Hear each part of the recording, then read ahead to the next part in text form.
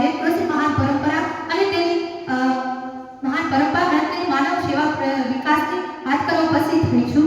Red cross એ માત્ર સંસ્થા જ નથી, પરંતુ તે માનવ સેવાનું અને દયાળુ હૃદયનું પ્રતીક છે કે જેઓ કટોકટીના સમયમાં દુનિયાના દરેક ખૂણામાં જઈને લોકોની મદદ કરતા હોય છે. હેનરી ડુનાન્ટે 1863માં રેડ ક્રોસની સ્થાપના કરી હતી. તેમણે 1859માં